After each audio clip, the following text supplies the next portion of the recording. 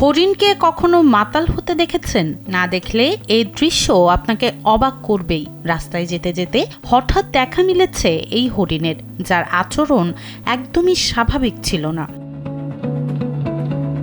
ঘুরছিল এলোমেলোভাবে, কখনো বৃত্তাকারে, কখনো আবার দিক হারিয়ে ফেলার মতো আচরণ করছিল, কখনো বা টাল সামলাতে না পেরে পড়ে যাচ্ছিল বারবার। ফ্রান্সের শাওন এ লোয়ার অঞ্চলের এই ভিডিওটি এখন সামাজিক যোগাযোগ মাধ্যমে ভাইরাল। কিন্তু বনের হরিণ মাতাল হলো কিভাবে? বসন্তের এই সময়ে বন্য প্রাণীরা গাছের কচি কুঁড়ি বা পচে যাওয়া ফল খায়। স্যান্ডেলিনা সো, রূপচর্চায় আভিজাত্য।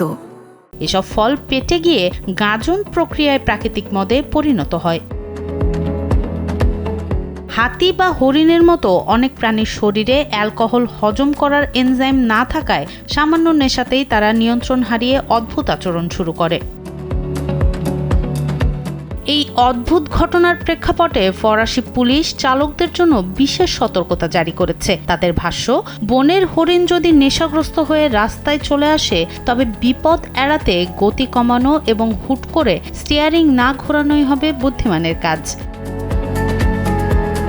তবে ভিডিওর সেই হরিণটির শেষ পর্যন্ত কি হয়েছিল তা এখনো জানা যায়নি। কেউ কেউ একে কীটনাশকের প্রভাব বলেও আশঙ্কা করছেন। তবে কারণ যাই হোক, রাস্তায় এখন মাতাল হরিণই বড় আতঙ্ক হয়ে দাঁড়িয়েছে। সোনম সিদ্দিকী, কালবেলা।